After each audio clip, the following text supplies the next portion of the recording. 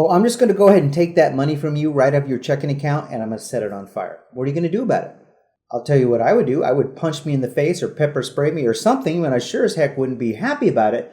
But the reality is, unfortunately, we do this to ourselves every day, not on purpose, but through a phenomenon called unknowing ignorance. This refers to a state where a person has lack of awareness, but they're also unaware of this lack of knowledge. And in the context of this video, that means you're likely burning up your own money because you don't know how it's happening to you. Hey friends, I'm Jamie. Thank you kindly for clicking on this video. If this is helping you, please give me a like and a sub. In this video, I will share with you one of my most effective life turnaround tactics that took me from financial ruin to today, where I'm in the top 3% of people that have the same amount of money saved and invested that I have for my age. So let me share with you a very brief story. About 10 years ago or so, my life completely imploded financially. And folks, this was from a guy who had a stable, loving household. Parents were married 63 years.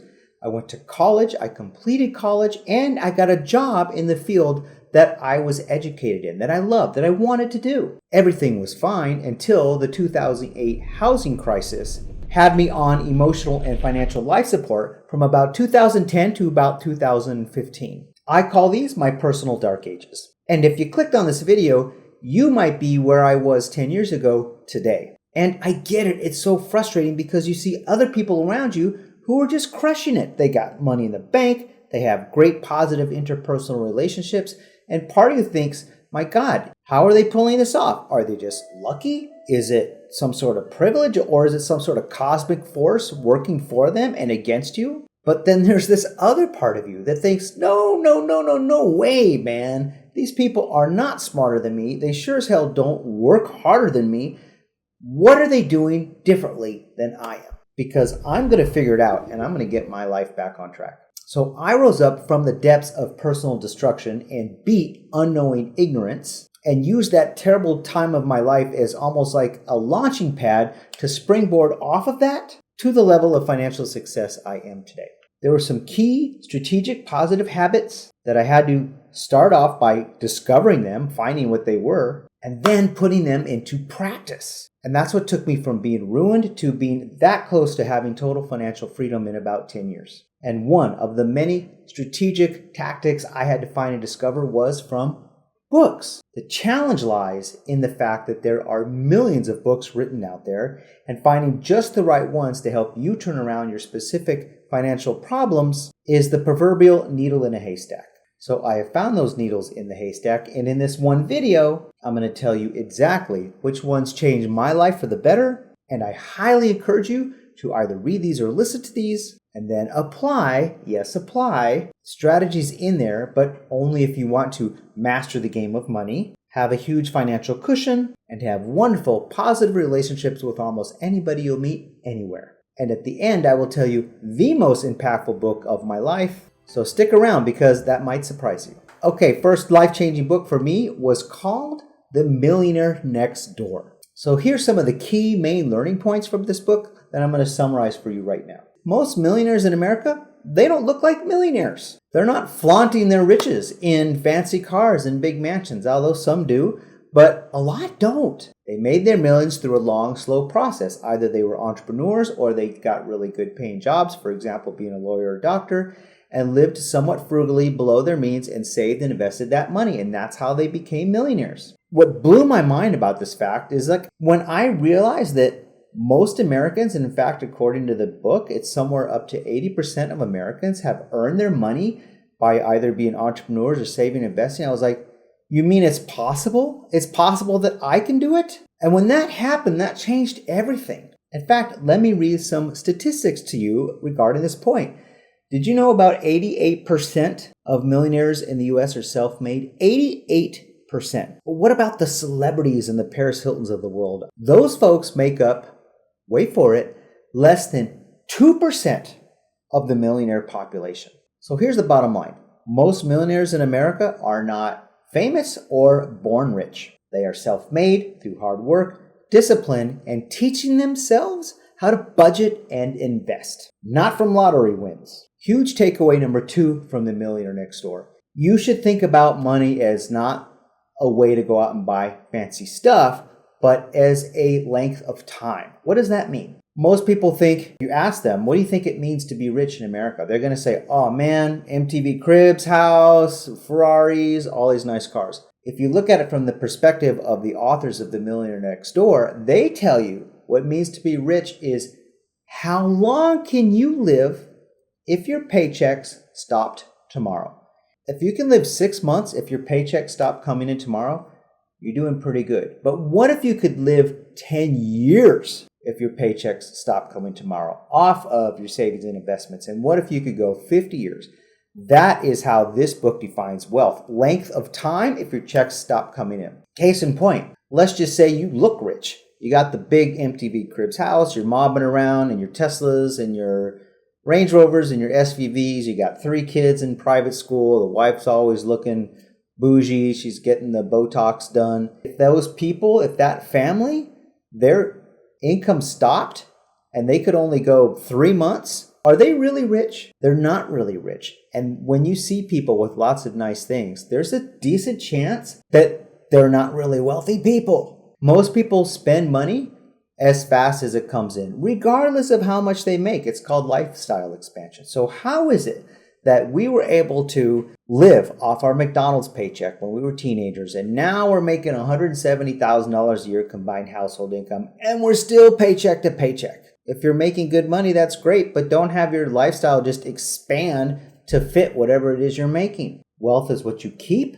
not what you spend. Okay, next mind-blowing book on my list is The Millionaire Fastlane by MJ DeMarco. Essentially, in The Millionaire Next Door, they talk about slowly winning the race, right? Earning good money, living frugally, taking your surplus, saving it, and investing it. This book agrees with that, except saying that is ridiculously slow because it takes you 10, 20 years to do that. MJ DeMarco, the author, said it's not really that hard. It's a mindset to shortcut that process by easily a decade. He says instead of waiting for other companies to pay you a paycheck and then being frugal and investing that stuff, create your own products, create your own businesses, create your own services. And if you do it following his system, these things can make you money while you sleep, otherwise known as passive income. It just comes in, whether you're working it or not. In fact, he tells the story about how he did it. This is a guy who made his millions first and then wrote a book. Didn't write a book to try to make millions from his book, right? He had a business that was generating him tens of thousands of dollars a month. Now, here's the other thing. You might think, 8 to 10 years, God, that takes a long time. But think about this. A lot of us start working around 18 years old and we work all the way to 62. That is 44 years of making other companies money. He's saying, hey, if you can do this in 10 years, that is, I actually have the math here, 77.27% increase in acceleration time to achieve the same result. So would you trade 10 years of hard work for your own thing compared to 45 years of just working for someone else, with a small chance working for someone else that you might get to $1 million? Because a lot of people can't, even if they do that. He has this response that in this book that just left me dumbfounded. When someone says, and I'm talking about me, I don't know how to do that, or anyone says, I don't know how to do that, his response is, okay, why don't you know how to do that? Wow, you have to think about that for a second. Well, there's only one answer to that, is because I didn't teach myself to do that. That's why I don't know how to do that. Just think about that. So he doesn't just pump you up with philosophy. I'm going to read to you the 5, what he calls commandments of having a Fastlane business. He calls it the CENTS framework, CENTS. It starts with control. You have to have complete control of your own world and your own universe. For his website, limos.com, he owns the domain, he owns the code, he owns the name, he owns everything. No one can just turn his lights out. And what if YouTube decided, you know what, we don't like your content, we're shutting you off, and I'd be done for. The second one is entry. Even if you find a struggle like he talked about with his limos business, let's just alter his story. He had this idea, he saw the struggle of people not being able to find limos for the event they want. And let's say he said, this is a great idea I have, I'm going to go research this. And he found 36,000 other websites that had the same service. That means he's going to have to break through the clutter and somehow add value on top of so many other competitors, and that would violate the law of entry. The law of entry is the easier it is to get in and fight the fight, the greater the chance of you winning. The next big thing is the commandment of need. People have to have a need for what you're offering. He even says, be careful of doing what you love, because the real market rewards problem solvers. You must fill a real market need and offer it at a price people are willing to pay for. The fourth commandment of this framework is time. Most of us, including me today, I still work full time. I'm trading my time for money, and I don't get paid if I don't give them my time. So he's just saying it doesn't have to be that way. That's just the way we've been molded since we were kids about how the American economy works. You can and you should strive to make a business that does not require your constant involvement. I'll give you a very simple example. You write a book once, okay? It takes you a whole year to write that book. But then you're done. You throw it on Kindle or you get it published, and that book will generate sales for you as long as you live with no further effort on your part. In the case of limos.com, now that he went through all the pain and suffering of getting it to work perfectly, that's what happens. He collects a small fee when someone goes to his site, but he also built a business that doesn't require his constant involvement. The next aspect of this framework is scale. Your potential reach must be huge. He uses this example. Let's just say you have a hot dog stand in New York City. The reality is there's only so many people that are going to walk by your hot dog stand. If you're really lucky, maybe you're on the busiest corner there is, you've somehow managed to claw your way to Times Square and you get 1,000 people walking by your hot dog stand every day, and you sell 200 hot dogs every day. But you're never going to get past that 1,000 people because you have a physical location on a physical street, and there's no way someone from China or India or England is ever going to buy a hot dog from you. And when they say, oh, don't start a small business because 95% of small business fail. Yeah, that's true, because what do? They open up a skate shop or some sort of restaurant in a neighborhood where they're only drawing upon a teeny tiny percent of the population as potential customers. So the scale is just not there. There's no way they're ever going to make big money. But here's the thing you got to remember. Even if you meet all 5 criteria, you don't just get a free pass. This isn't magic. You're still going to have to put in 10 years of pioneering work where you're going to have to figure out as you go, fail your way to success, have flops, have duds, pick yourself off the mat, dust yourself off, and go at it again until after 10 years, you're going to have something making you a fortune per year. And this is where a lot of people give up. They're like, 10 years, that just sounds, it's terrible. But they're more than fine to work 44 years for other companies until they retire and get Social Security. So it really doesn't make any sense. The next phenomenal book I found in my journey of rebuilding my financial self was Money Master the Game by Tony Robbins. And here's a sad fact. The way people learn financial education is normally through the college of life, through some hard, tough, painful financial lessons. What do I mean by that? The industry is profiting off of your ignorance and your mistakes. You get an NSF fee, boom, there goes a fee. You're late on a credit card payment, boom, they jack your rates way up. You pay late on something and they charge you some sort of fee. Fees, hoping you make a mistake, quite honestly, because that's where they make all their money. Look at these unfortunate facts. Did you know this is the annual profits that the financial industry makes off of your mistakes? Credit card and interest fees is 120 to 233 billion with a B as in boy per year. Credit card and late fees, the financial industry is earning 14 to 15 billion dollars off of you. The overdraft and NSF fees that banks charge you if you screw up, if something's overdrawn, is 15 billion with a B off of you.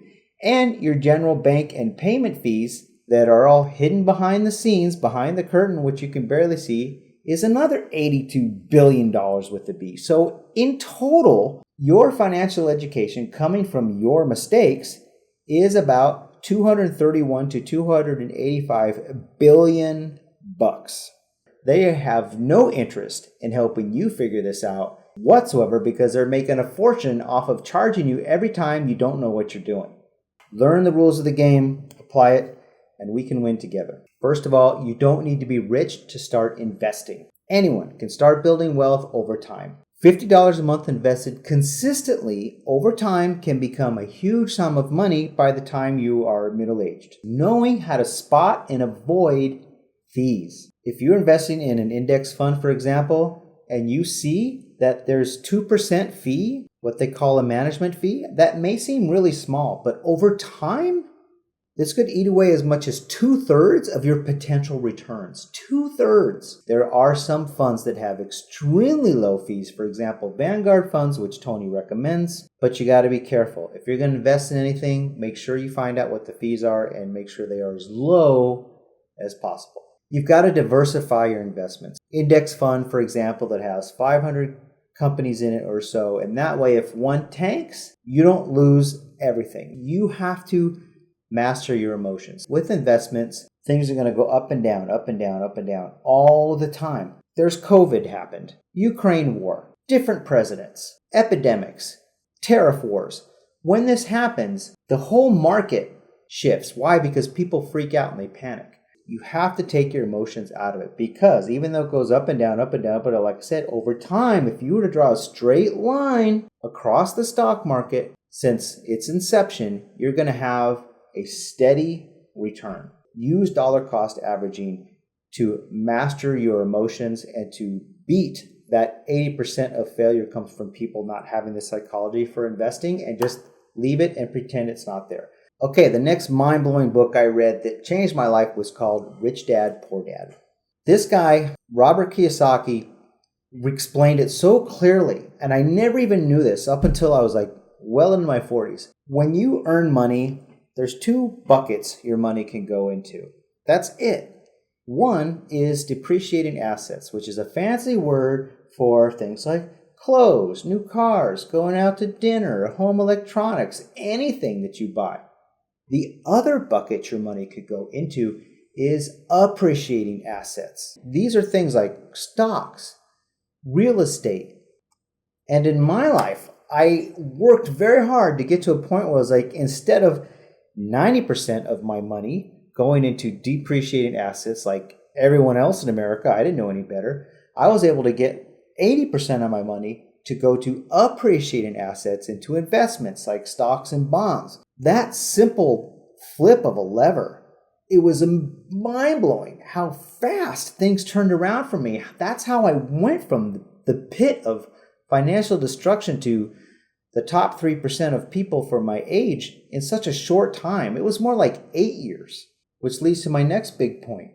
Rich people do exactly what I said. They buy appreciating assets with their money instead of taking that same money and buying depreciating assets. The other thing Robert Kiyosaki said is you don't need to wait till you have millions of bucks. You really just need enough money coming in passively to cover your annual expenses. So let's see some scenarios how this could work. In the first scenario, one version of Jason managed to save up $300,000. It took him many years to do this, but he had it, and he went to live in the part of the country where his annual expenses were filthy cheap. Scenario number 1, Jason was living off of $14,700 a year, and that means he could live off his earnings of $300,000 a year, and then he has won the money game. His income coming in covers his expenses going out. He's done. He can keep working if he wants to, but he's done. Now, another version of Jason would be Jason lives in New York. He wants to stay in New York. That's all he knows is New York. All his friends, family, and loved ones are in New York, and there's no way he's ever going to leave New York. Now, Jason needs to cover $10,000 a month of annual expenses. So now he just has to do whatever he has to do to cover that $10,000 a month. And I'm not talking about a job. He just needs some sort of passive income to pay for $10,000 a month. So where does passive income come from? Okay, there's a lot of ways to do it. You can buy rental properties, which is Robert Kiyosaki's preferred method, and then rent out to renters for a little more than you pay on your mortgage, and then you just get 10 properties and you're done. You can get into the stock market and you can earn passive income off of dividends or growth stocks, Or you could do the way MJ DeMarco said to do it, which is simply build a business like his limos.com that is earning you that money per month you need to live. It just pays for that, and then you're done. You're financially free. So you see how all this is totally possible? But we have not been taught this stuff in school. We've got to go figure it out, and I'm trying to help. The next big point Robert Kiyosaki states, and I can't agree with him more, which is a financial education is more important than academic degrees because financial education just cuts right to the chase of what you're trying to do. Why go through all that school and stuff to that just to make good money when if you teach yourself how to make good money right off the bat, you shortcut everything by decades? He says you've got to own a business. Don't work at one.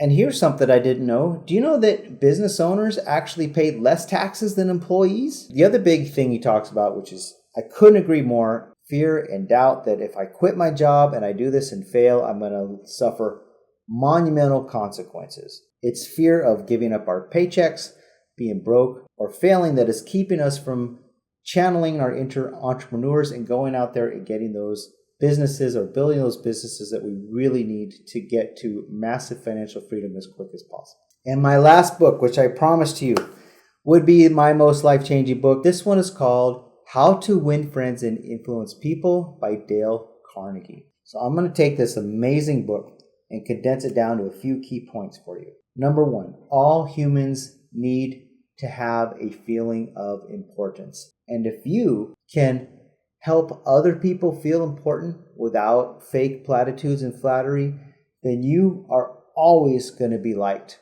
and always going to be loved by those people because you are a source in their mind of giving them the importance that they crave. All humans crave it. The next biggest takeaway from How to Win Friends and Influence People is you have to listen more and talk a lot less. It's far better to be a good listener than to be a good speaker. You think that's crazy? It is not crazy. Try it.